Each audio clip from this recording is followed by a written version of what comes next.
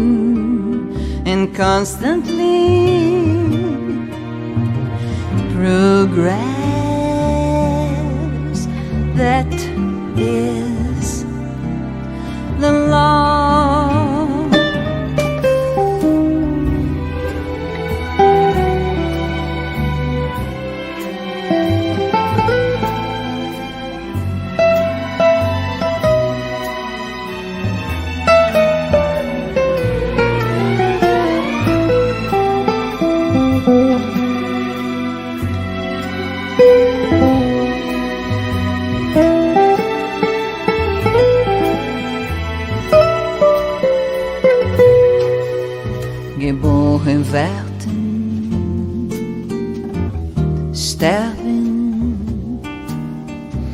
wiedergeboren werden und unendlich fortschreiten. Das ist das Gesetz.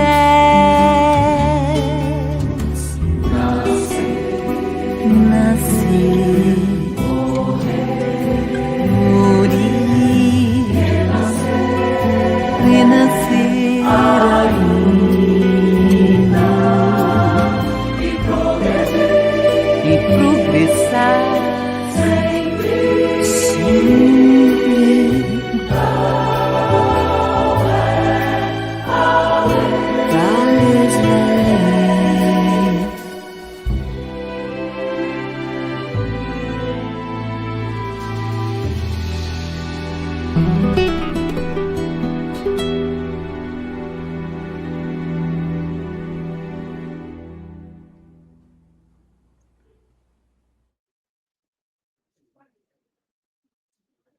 Boa noite a todos. Sejam bem-vindos ao programa Descortinando o Evangelho segundo o Espiritismo, uma iniciativa da Rádio Brasil Espírita, há 14 anos, iluminando consciências.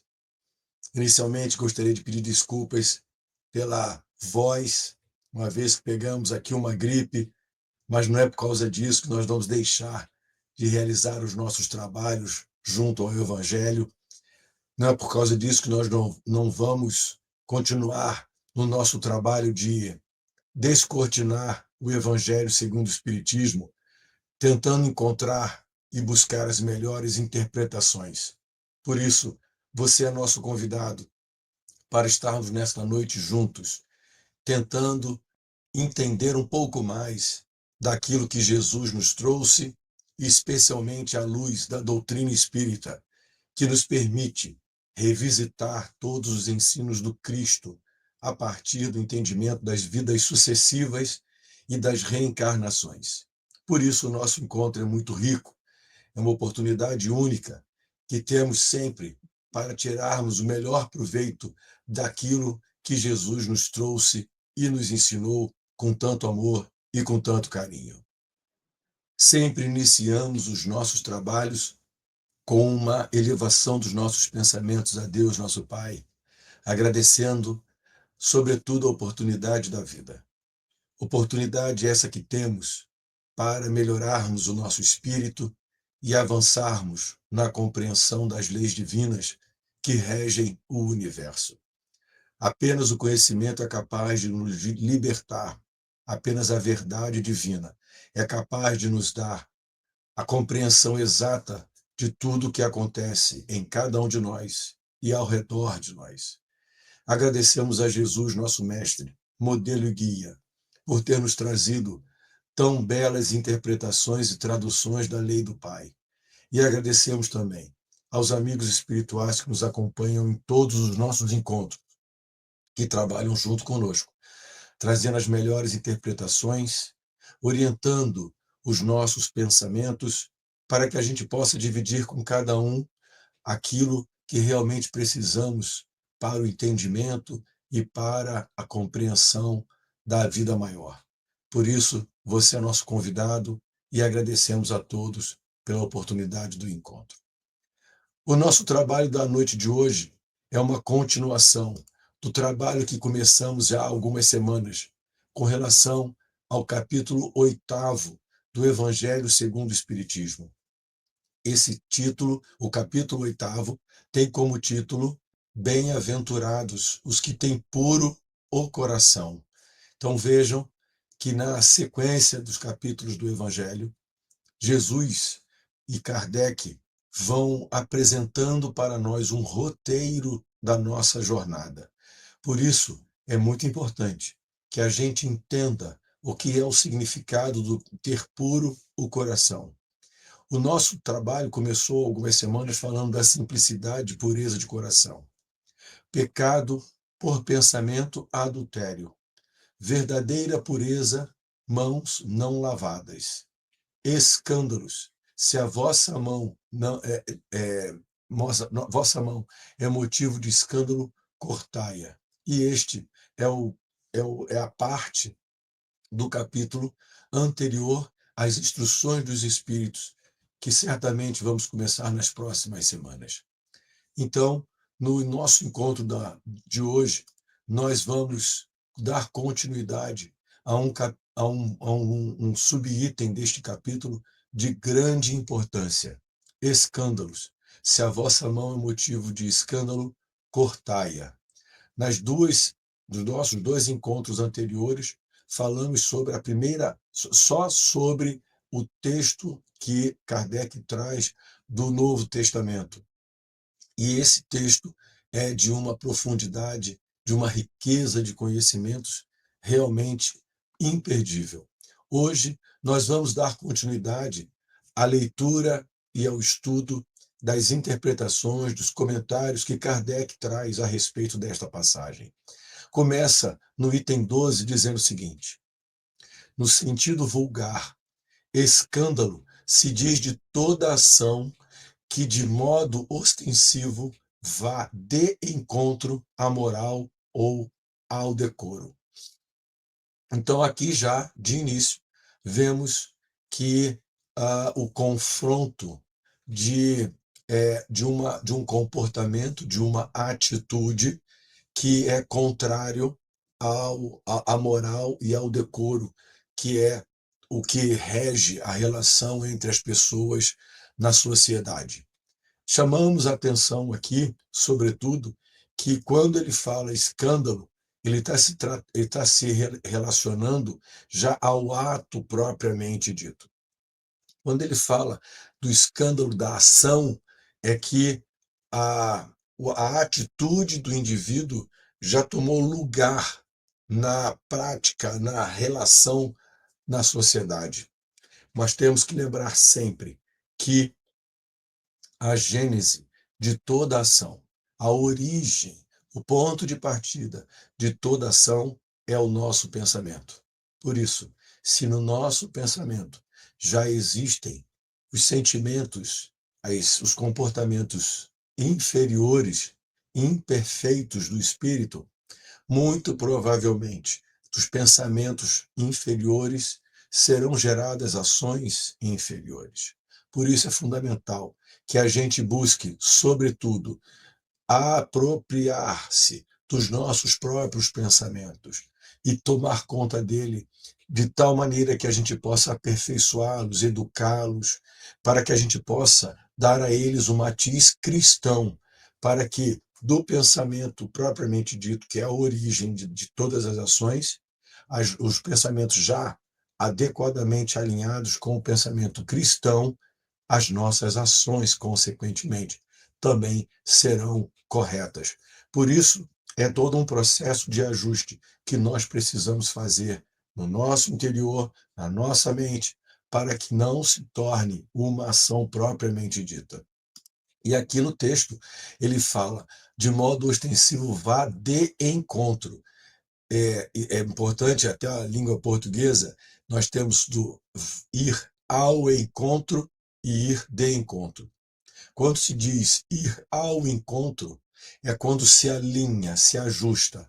Quando ele vai de encontro, ele contrapõe, ele contradiz, ele se coloca contrário. Então aqui está bem escrito, vá de encontro à moral e ao decoro. Então, se nós fizermos um escândalo, é que nós estamos contrariando a moral e o decoro. O escândalo não está na ação em si mesma, mas na repercussão que possa ter. Então, além daquilo que nós fazemos, contrariando a lei divina, as consequências daquilo que nós fazemos têm grande importância na nossa jornada. Por isso, nós temos que ter muito cuidado de como nós nos comportamos, de como nós nos posicionamos diante dos fatos. Até porque muito disso também interfere a forma como a sociedade reage aos nossos comportamentos. Então é fundamental que a gente entenda a lei divina e dentre elas nós temos a lei de sociedade, na qual rege a relação entre todas as pessoas. Por isso, precisamos continuar estudando e compreendendo o que significa a moral e o decoro dentro do contexto social em que nós nos encontramos. A palavra escândalo implica sempre a ideia de um certo arruído. Muitas pessoas se contentam com evitar o escândalo, porque este lhes faria sofrer o orgulho, lhes acarretaria perda de consideração da parte dos homens. Então vejam que Kardec faz uma abordagem ressaltando como é a visão das pessoas exclusivamente com relação às relações sociais. Então, elas acabam deixando de praticar determinado ato porque a sociedade vai reagir contra ela. E isso tem grande importância, uma vez que a sociedade é um forte instrumento de regulação do comportamento humano. Então, nós, sim, devemos ter atenção, porque de como nós agimos, o grupo social reage e com isso nos causa problema. E isso pode, então, mexer em cada um de nós. E no aspecto do orgulho, a gente às vezes não quer, mas não é a questão de orgulho, mas é a questão do respeito. Precisamos alterar a nossa percepção não deixar de fazer algo por orgulho, mas por respeito ao próximo, uma vez que a vida em sociedade é a oportunidade maior que temos de executar o segundo mandamento, de amar ao próximo como a nós mesmos. Então, quando ele diz, muitas pessoas se contentam com evitar o escândalo, porque este lhes faria sofrer o orgulho, por mais que isso seja evitar o escândalo, o ponto de análise propriamente dito está sendo a individualidade e não o próximo. Quando a individualidade é o orgulho, quando é o próximo é o respeito ao próximo. Então, de alguma forma, isso também cerceia, faz com que o indivíduo se mantenha dentro das linhas de comportamento social, tá certo? Mas vamos ver que Kardec vai trazer maiores ensinamentos e interpretações acerca desta posição. Desde que desde que as suas torpezas fiquem ignoradas, é quanto basta para que se lhes conserve em repouso a consciência. São, no dizer de Jesus, sepulcros branqueados por fora, mas cheios por dentro de podridão, vasos limpos no exterior e sujos no interior. Então vejam que as pessoas muitas vezes, até por orgulho, deixam de fazer coisas que socialmente deveriam fazer. E aí é como está nos aplicando aqui o ensinamento Kardec, mostrando para cada um de nós que muitas vezes nós deixamos de agir corretamente até na sociedade por uma questão de orgulho de como que as pessoas vão ver e vão pensar. E aí a comparação é uma comparação metafórica e, eu diria até bastante contundente, mostrando para cada um de nós aspectos do que acontece nesse universo interior, porque aqui nós temos uma aparência, quando o interior está vazio ou até mesmo apodrecido. Sepulcros branqueados por fora, mas cheios por dentro de podridão. Vasos limpos no exterior e sujos no interior.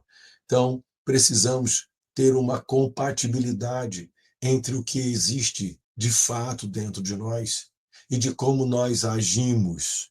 Por isso é importante que a gente faça uma reforma íntima, que a gente limpe esta podridão, de que a gente limpe este vaso e de que a gente não seja um sepulcro, mas que o sepulcro é da morte, é do término, quando na verdade nós precisamos ser vida. Então, nem queremos ser sepulcro, queremos ser vida, e nem queremos ter podridão, queremos estar alinhado com a lei divina. Então precisamos viver com a lei divina e não ser sepulcros com podridão no seu interior. Não queremos ser vasos, queremos ser vida, queremos ser homens, seres humanos, e no exterior limpos, arrumados, com apenas uma aparência, e sujos por dentro. Queremos ter a limpeza no nosso interior, que a beleza do nosso interior seja a verdadeira beleza que reflete nos nossos atos, nos nossos comportamentos. Uma vez que na vida espiritual não será possível mais dissimular aquilo que de fato existe no nosso espírito, porque a luz de cada espírito, maior ou menor, mais material ou mais iluminado, é o que os espíritos de fato veem nos nossos corpos, nas nossas almas, nos nossos corpos espirituais. Por isso, não adianta a gente criar qualquer tipo de simulacro ao nosso redor. Isso, na vida material, até de certa forma pode funcionar, mas com o tempo, hora virá que tudo se revela. O interior de cada um de nós é mais forte e mais presente do que a gente possa imaginar. E isso é, de fato, o que nós vamos levar para a vida espiritual e que vai transparecer, que será absolutamente visível a todos os espíritos ao nosso redor, é aquilo que nós, de fato, construímos, limpamos dentro, neste interior dos nossos espíritos. Mensagem belíssima reflexão profunda e que, mais uma vez, reafirma a cada um de nós a necessidade da reforma íntima, a necessidade de uma modificação profunda em cada um de nós para que a gente possa avançar, caminhar com segurança, com liberdade, sem a preocupação de ficar dissimulando algo que a gente não é. Vamos, de fato e definitivamente, ser o que somos. Vamos assumir o nosso papel, mas um papel conscientemente escolhido na direção dos ensinos do Cristo. Quando a gente vê Paulo de Tarso, já na sua madureza, dizendo: já não sou eu mais quem vivo, mas o Cristo vive em mim. É como se ele dissesse: se eu me deparasse com um determinado problema, Saulo, antes ainda perseguidor, reagiria de tal forma. Agora, eu me surpreendo, porque eu me deparo com esse problema, lembro de como Saulo reagiria, mas eu já não consigo mais reagir assim. Porque depois que eu aprendi, conheci a forma de pensar que Jesus nos ensinou, depois que eu interiorizei em mim, no comportamento próprio, a forma de agir e de pensar, aliás, até de pensar e de agir, como Jesus ensinou, eu não me reconheço mais como Saulo. Me reconheço agora como Paulo, quiçá como o próprio Jesus. E ele diz: não sou eu mais quem vivo, é o Cristo que vive em mim. Porque ele absorveu, assumiu o pensamento cristão, capaz de fazer com que ele analise os problemas tal qual Jesus o faria. E é este o grande desafio que todos nós temos na nossa caminhada, de aprender, tanto que Jesus diz: aprendei comigo que sou brando e humilde de coração. Aprender com o Cristo, porque é Ele que vai nos ensinar o caminho reto, o caminho mais adequado à ascensão espiritual. Ah, mas Jesus, eu faria assim, Jesus faria diferente. Faça como Jesus faria. Diante de tudo que acontece na nossa vida, faça esta pergunta: como Jesus agiria diante desta situação? E tome as atitudes de acordo com Jesus. Ele vai lhe apresentar o caminho mais fácil e mais feliz. E aí vai terminar, vai acabar este dilema, esta dicotomia entre o exterior e o interior. Porque o exterior vai refletir com tranquilidade o que há no interior, a sua beleza cristã construída com esforço próprio, a partir dos ensinos e dos entendimentos do que Jesus nos trouxe. Então, sim, é uma decisão que nós precisamos tomar. Uma atitude de assumir que este interior, este vaso, esse sepulcro, não vai mais ser um sepulcro, muito menos apodrecido, com as ideias inferiores e velhas que eu venho arrastando séculos e séculos nas encarnações sucessivas. É hora de tomar a decisão de substituir, tirar o que não dá certo, tirar o que não funciona, tirar aquilo que não traz a felicidade, tirar aquilo que não reflete a luz e colocar no lugar o pensamento cristão. Não temos dúvida, não temos dúvida da importância do nosso capítulo. Bem-aventurados os que têm puro o coração. Sem coração puro, não existe pureza da atitude. Ah, mas eu já estou sujo, como que eu vou ter atitude pura? Purifique-se. Veja que ele não está dizendo que uma situação é um estado exclusivo. Ah, ou é ou não é e nunca mais pode mudar de ser. Não. Ele está convidando a todos nós a fazermos a limpeza do coração para termos o coração. para sermos abençoados, bem-aventurados por termos limpado o nosso coração e termos no nosso coração puro apenas sentimentos elevados. É um roteiro, é uma proposta de uma jornada incansável rumo à perfeição. Por isso que ele já reconhece que nós temos uma série de imperfeições. Não nos ignora com relação a isso. Muito pelo contrário, não nos abandona, está sempre ao nosso lado, nos dando a oportunidade de recomeçarmos a jornada de pureza dos nossos corações. O texto continua.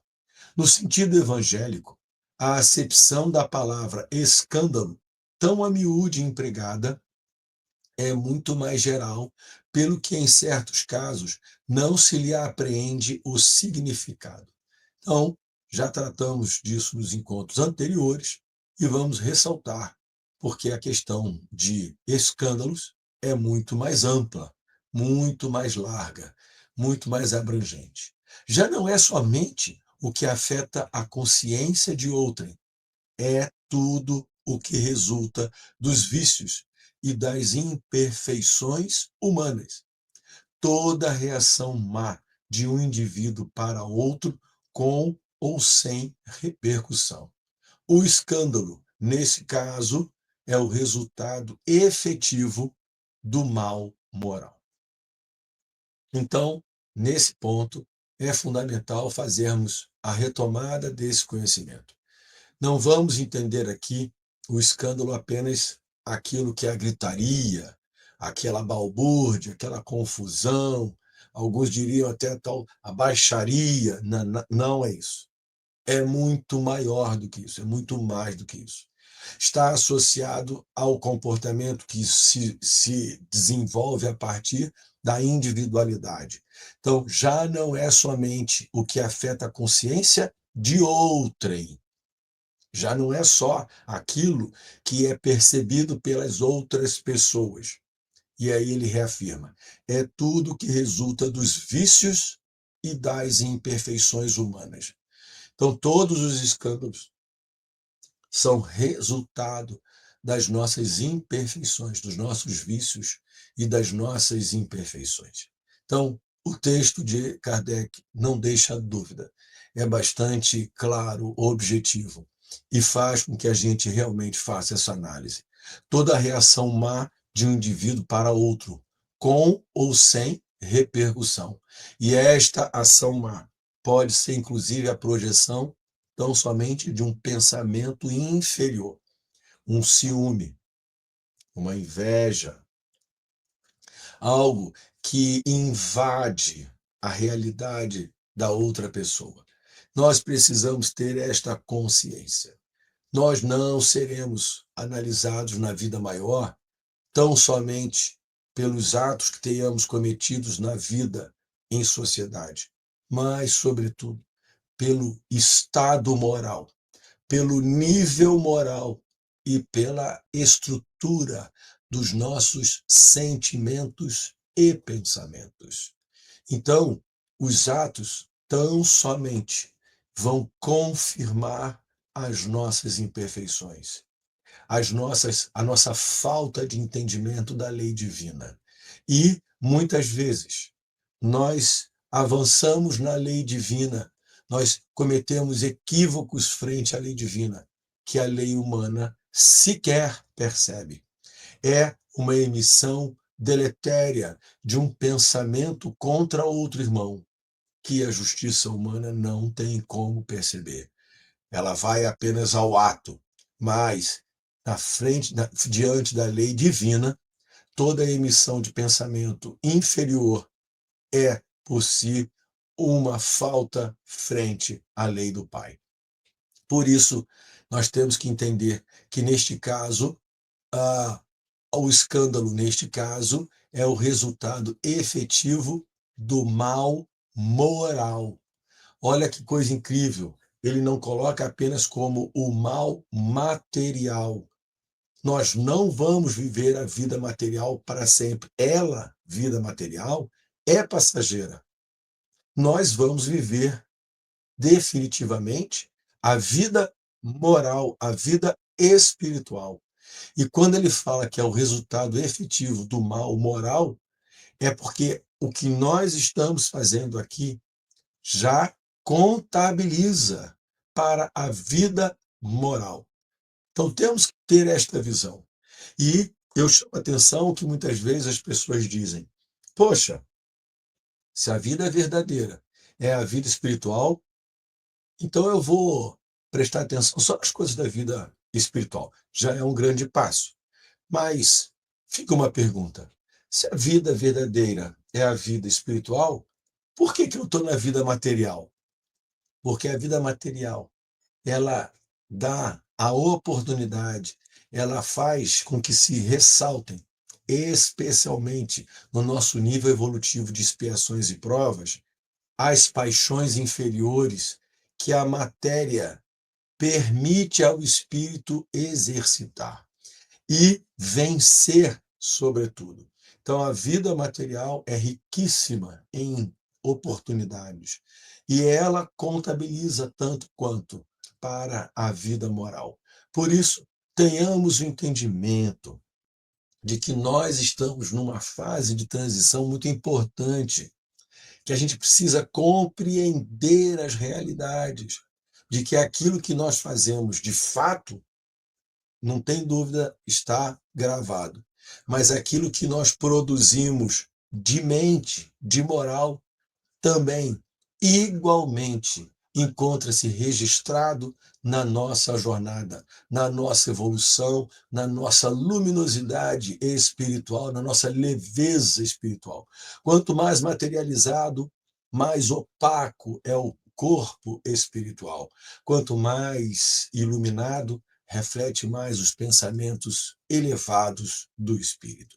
Então, essa mensagem de Kardec é absolutamente atual e instrutiva para todos nós, para que a gente não perca o ponto de análise. Dando continuidade, então, no item 13, Kardec faz o seguinte comentário: é preciso que haja escândalo no mundo, disse Jesus, porque imperfeitos como são na terra, os homens se mostram propensos a praticar o mal, e porque árvores mais só maus frutos dão. Deve-se, pois, entender por essas palavras que o mal é uma consequência da imperfeição dos homens, e não que haja para estes a obrigação de praticá-lo. Pois bem, o entendimento desta passagem era o seguinte: Jesus então nos disse, é preciso que haja escândalo no mundo. Então, existem alguns indivíduos, razoavelmente com pouco entendimento, com nível ainda dominante de ignorância, que acreditam erradamente, imaginam, desenham que, praticando o mal, elas são instrumentos de Deus, já que o mal tem que existir. Isto é um absurdo completo. Isto perde completamente o bom senso. Vamos imaginar que uma determinada pessoa precisa sofrer um constrangimento, um constrangimento no seu braço. Pois bem, ela pode estar trabalhando e um galho de árvore ou escorregar, acontecer algum fenômeno na sua atividade e ela machucar o braço.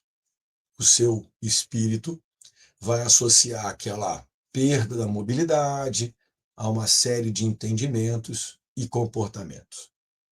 No entanto, eventualmente nós vemos que uma pessoa venha e agrida outra no braço. Então vejam, duas coisas acontecem nesse instante.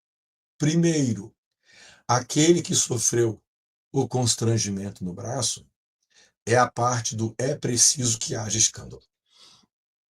Nós no nosso nível de expiações e provas, ainda precisamos enfrentar certas limitações para aprendermos a dar valor àquilo que nós temos. Deus reúne no universo elementos mais do que suficientes para nos causar este constrangimento na medida exata para que este constrangimento nos provoque a reflexão. No entanto, na vida em sociedade, outras pessoas praticam o mal. A espiritualidade se serve desses indivíduos na prática do mal. Porém, aquele que pratica o mal não o faz em nome de Deus. O mal que pratica, ele realiza em nome da própria ignorância, em nome da própria imperfeição. E dessa forma, um ato de um homem praticado contra o outro, quem recebeu segue o seu curso, mas quem praticou o ato acaba de adquirir dívida perante a lei divina, porque agiu contra a lei do Pai, que é amar o próximo, e ele não só não amou, como agrediu o próximo, agiu contra a lei divina. Por isso, a passagem do Cristo diz: é preciso que haja escândalo. As pessoas precisam passar por experiências. Mas ai de quem? Por quem o escândalo venha. Ai de quem? Porque quem causou o escândalo vai passar por um processo longo de reparação, arrependimento, expiação, remorso, para que ele possa corrigir e não fazer mais o mal contra o seu irmão. Então é preciso que haja escândalo no mundo, disse Jesus, porque imperfeitos como são na terra, os homens se mostram propensos a praticar o mal. Nós ainda, imperfeitos que somos, praticamos o mal. E ainda há aqueles que acham que o fazem em nome da divindade, o que é um absurdo. E por quê? Árvores mais, só mais maus frutos dão. Então não pode imaginar que num ambiente onde nós temos os espíritos ainda em grandes graus de imperfeição, o mal existe. As árvores ainda são mais. Os frutos produzidos por essas árvores ainda são ruins. Então, olhando a condição humana, Jesus conhece, identifica. Não tem como não perceber que ainda o mal está entre os homens da terra. Deve-se, pois, entender por essas palavras que o mal é uma consequência da imperfeição dos homens, e não que haja por estes a obrigação de praticá-lo. Ou seja, ninguém é obrigado a realizar uma má ação. Ninguém tem a obrigação de cometer erros. Nós os cometemos pelas nossas imperfeições. Ninguém é destinado a fazer uma arrumação no planeta por meio da prática do mal. Olha, meus irmãos, quantos dos nossos governantes do passado não cometeram tamanhos equívocos, interpretando, achando que estavam fazendo uma limpeza, quando, na verdade, estavam praticando absolutamente o mal. Ninguém é destinado a fazer uma limpeza praticando o mal. Porém, todos nós somos convidados a fazer uma limpeza moral por meio do amor, da educação, da disciplina, do exemplo, da mansuetude, da humildade. Aprendei comigo que sou brando e humilde de coração, disse-nos o Mestre. Então, se ele quisesse, na cruz, fulminar com um raio aqueles que estavam ao seu redor, ele o teria feito. Mas não, na hora suprema, na hora extrema, ele eleva os olhos ao Pai e ainda pede perdão porque nós não sabíamos o que fazíamos. Entre dois ladrões, mesmo na hora mais difícil, estende o olhar ao bom ladrão e diz: ainda hoje estarás comigo no paraíso. Poderia estar ele só preocupado com a própria dor, mas mesmo no momento mais doloroso, estende a palavra fraterna, dando sempre o exemplo de amor. Pois que Deus espera transformar os homens, não por meio de raios, mas por meio das lágrimas. Fazer com que cada um de nós, conhecendo a própria inferioridade, tenha vontade de modificar o quadro íntimo e, num ato de remorso, de arrependimento, em que a lágrima se exterioriza como o início da reforma, possa dar início a uma nova jornada a cada um de nós. Por isso, reforço, não temos obrigação nenhuma de praticar o mal. Nós temos, sim, obrigação de extirpar o mal, de banir o mal de nossas vidas. E somos convidados a praticar o bem por liberdade, por consciência e por vontade própria. É o livre-arbítrio respeitado. Quando Paulo diz: tudo posso, mas nem tudo me convém, é porque o que não convém é o mal, mas o que convém é o bem. Então, eu tudo posso, mas se eu tiver que escolher, que escolhamos, que possamos fazer as escolhas para o bem, porque é este bem que de fato vai fazer a grande reforma de toda mudança da sociedade e de cada um de nós. É uma alegria imensa, meus queridos, nós nos encontrarmos para conversar sobre o Evangelho de Jesus. O Espiritismo, mostrando a mecânica das reencarnações, nos dá a oportunidade de uma nova visão de tudo o que acontece ao nosso redor e, sobretudo, uma interpretação mais ampla e profunda dos ensinos de Jesus.